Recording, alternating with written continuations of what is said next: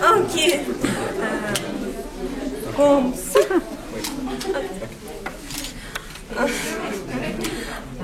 On commence.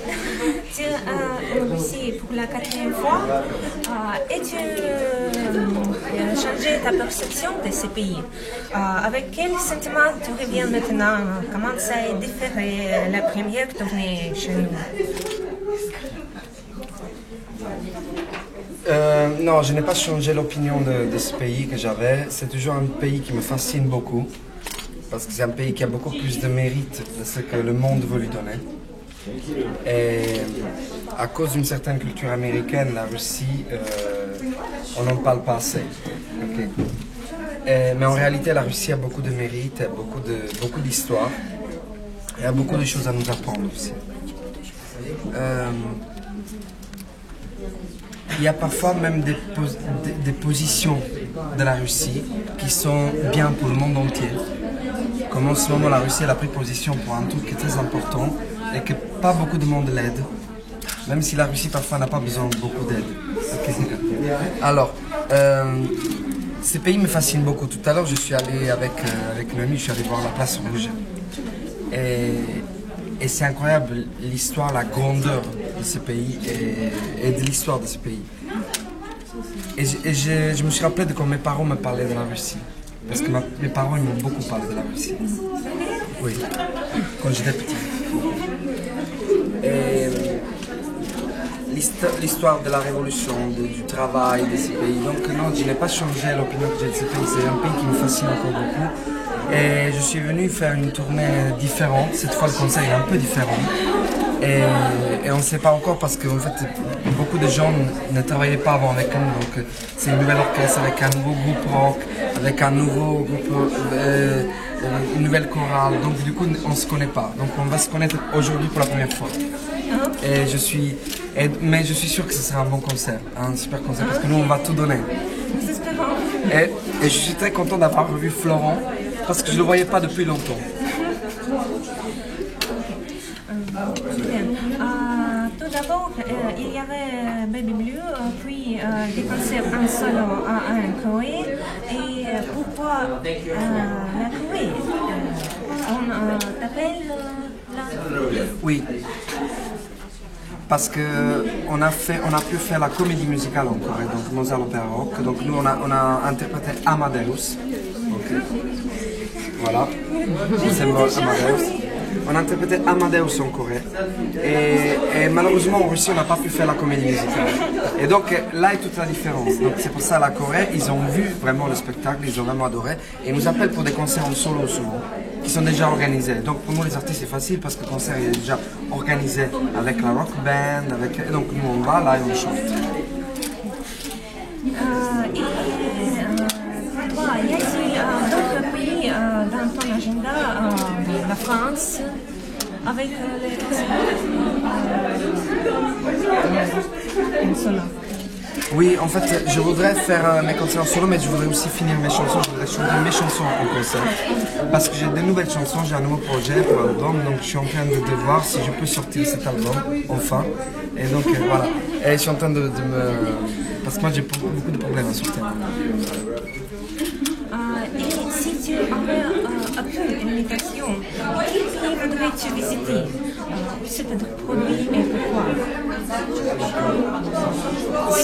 Quel pays je voudrais visiter? L'Inde.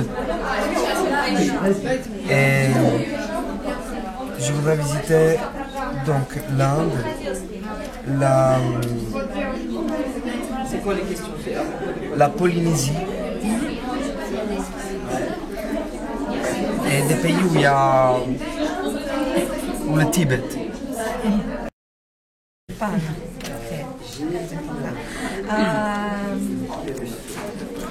Question de quel est le rôle de Pietro dans ta vie créative?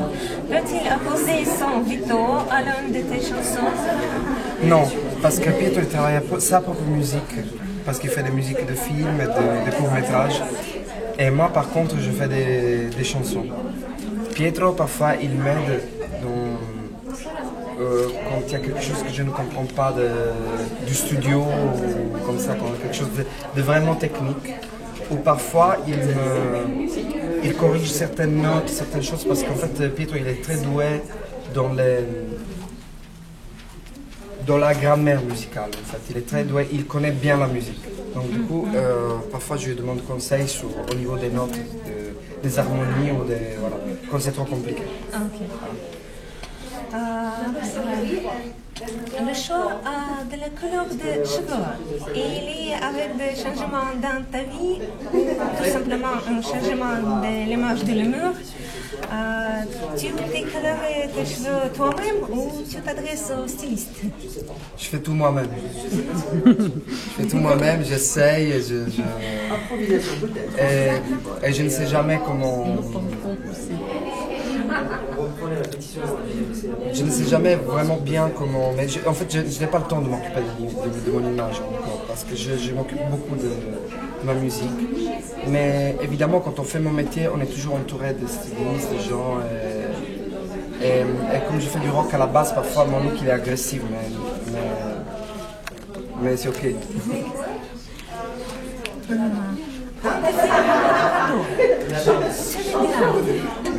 En dessous de mon lit, déjà, c'est vrai. Et après, je les mets dans des caisses importantes, mais quand c'est des cadeaux trop beaux, je les utilise. Il y a beaucoup de cadeaux qui m'ont fait les Russes que j'utilise, beaucoup. Par exemple, j'ai une boîte qu'on m'avait donné les Russes, une grande boîte, et là j'ai mes microphones de studio. Donc c'est ma boîte de microphones. J'ai une boussole et je l'ai sur mon clavier. J'ai un livre avec mon sermon et je l'utilise pour mes projets, pour prendre des notes pour mes projets. Et là, je viens encore de recevoir un super livre pour écrire. C'est bien. De temps en temps, des commentaires désagréables des fans apparaissent sur Instagram. Désolé, tu gardes le silence pendant longtemps, mais parfois tu déclares. Quelle est ta limite de patience? Tu colores à quel point? Ok, c'est juste que les gens puissent se parler négativement. C'est juste que les gens puissent se râler. Voilà. Ce que je n'aime pas, c'est quand ils le font sur mon wall, sur mon mur. Il n'y a aucune raison pour que quelqu'un qui pense mal de moi puisse écrire dans mon espace. Okay. Mon espace, il est fait pour des femmes qui vont me faire des vraies critiques ou qui veulent parler de musique ou des choses comme ça. Quand ils ont quelque chose à dire sur ma vie personnelle, il faut qu'ils le disent entre eux, soit en message privé ou alors sur leur mur ou alors sur leur site, sur leur espace. Mais quand ils viennent écrire sur mon Instagram des choses personnelles sur ma vie, ou des gens de ma famille ou comme ça, ce n'est pas correct. Donc du coup, à bout d'un moment, je réponds. Moi, je rêve toujours d'avoir un public qui concerne la musique, qui concerne l'art et qui concerne ce que je fais. Et là, j'accepte toutes les critiques. Mais le public qui critique la vie personnelle, c'est du people. Et le people, c'est fait pour un autre genre d'artiste. Moi, je n'ai pas fait d'album parce que j'étais alternatif, parce que je voulais faire ma musique. Et parce que je n'étais pas d'accord avec les compromis des maisons de disques. Donc, il y a beaucoup d'artistes qui font des compromis, il y a beaucoup d'artistes qui font des albums et qui font de la musique. Donc, ce genre de fans, c'est pour ce genre d'artistes. Moi, je fais de la musique, je fais de l'art, donc des ragots, des trucs qui concernent mes choix personnels de ma vie, ce n'est pas pour moi. Il ne faut pas les écrire sur mon espace, il faut les écrire entre eux, il faut critiquer ailleurs. Pas sur mon Instagram ou sur mon Facebook. Tu parles de quoi? De certains commentaires négatifs. Il y a eu parce que c'est certaines petites filles qui râlent, qui disent des choses. Et je dis pourquoi ils ne l'écrivent pas sur leur mur, pourquoi ils l'écrivent sur mon mur? Oui, ça c'est un peu éviter. Oui, bien sûr. Et comme tu as parlé de Magnifique Production, oui. Parce qu'il équipe la Magnifique Production, la même chose alors. Parce que nous qui sommes créateurs, producteurs de tout ça, et écrire des choses comme ça signifie quoi? Que les fois prochaines, on ne veut pas que les artistes viennent, mais si c'est négatif, mais pas sur les murs des artistes. Normal. Oui, ça ne sert à rien. Ou alors en message privé, si on a quelque chose à me dire. Voilà. Ça ne sert à rien d'écrire publiquement. Parce que vous qui immédiatement les artistes, vous devez préserver leur image et leur bonheur. Oui. Ta page officielle sur Facebook a disparu. Qu'est-ce que tu vas faire avec ça? L'administration du site. C'est toujours à cause de ces fans méchants. En fait, ma page officielle a disparu parce que quelqu'un l'a accusé. Parce qu'ils ont accusé ma page d'être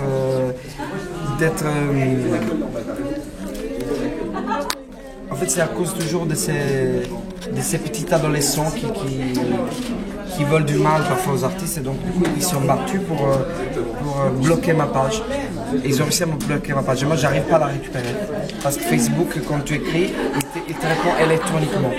Et donc je n'arrive pas à récupérer ma page. Et je suis très malheureux de ça parce qu'il y a beaucoup d'inscrits. Et ça c'est à cause des fans. C'est à cause de certaines femmes méchantes, c'est les mêmes qui écrivent sur le blog. Et donc voilà, c'est pour ça que je dis c'est stupide de faire ça. C'est stupide. Qu'ils aillent vers les artistes, je veux dire, pourquoi venir vers moi?